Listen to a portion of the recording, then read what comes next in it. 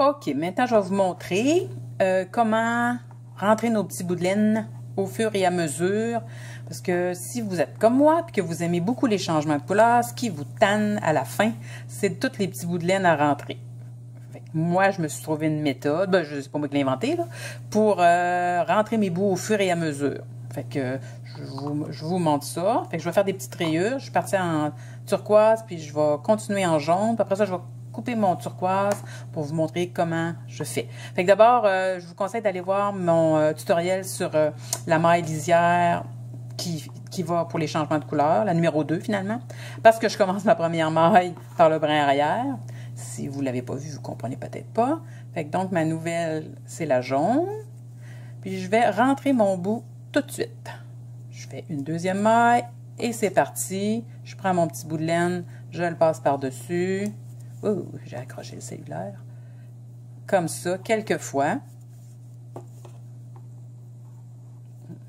Qui fait que j'ai pas une espèce de petit bout tout mou quand je vais revenir au début du rang. Il est déjà rentré, il est déjà solidifié. Je pourrais même le couper quand je voudrais. Là, je continue avec ma même maille lisière que j'ai montré. Glisse, on la tricote pas. C'est sûr que j'ai un endroit et un envers à mon... mais quand même, au niveau de la maille lisière, ça va fonctionner aussi bien comme ça. Puis vous allez voir que avec ça, avec ce type de maille lisière-là aussi, les rayures, ça fonctionne bien. On continue avec une maille lisière. Alors ça aussi, j'utilise beaucoup ça quand je fais du tricot modulaire ou n'importe quel tricot où il y a beaucoup de changements de laine. Je ne l'ai pas tricoté la dernière. Et tiens, je reprends ma turquoise parce que je fais souvent ça, des petites rayures de 2 rangs. En aller-retour, c'est 2 rangs.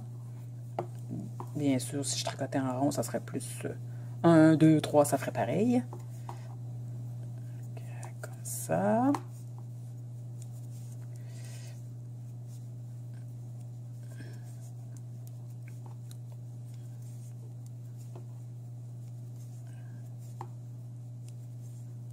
Je pourrais faire ça dans un petit foulard, une coupe de petites rayures. C'est sûr qu'il y aurait un envers, là, on ne verrait pas nécessairement bien. En fait, ça serait pas beau, aussi beau d'un côté que de l'autre, mais peu importe. Il n'y a pas que les foulards qui peuvent utiliser cette méthode-là. C'est quand même pratique. Là, à la fin de ce rang-là, je vais couper ma turquoise, puis je vais repartir seulement avec ma jaune. J'aurais pu alterner beaucoup plus souvent mes deux couleurs, là, mais là... pour que le tutoriel ne soit pas trop long, on va couper tout de suite la turquoise. Ici. Comme ça. Et je repars avec ma jaune. C'est fini avec la turquoise. Mais, je vais rentrer mon petit bout. Avec le petit bout, des fois, c'est pas à la première maille, puis peut-être pas à la deuxième maille non plus. Mais à partir de la 3e maille, je prends le petit bout, je le fais passer par-dessus la laine. Et je fais ça quelques fois de suite. Ce qui fait que je suis comme débarrassée du rentrage de ces deux bouts-là. Pourtant, j'ai des rayures. Puis, j'aurais quand même pas ces bouts-là à rentrer.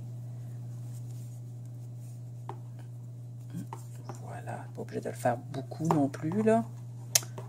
Voyez-vous, le bout, c'est comme twisté et donc rentrer immédiatement. J'adore cette méthode-là pour tous les travaux qui demandent beaucoup de changements de couleur.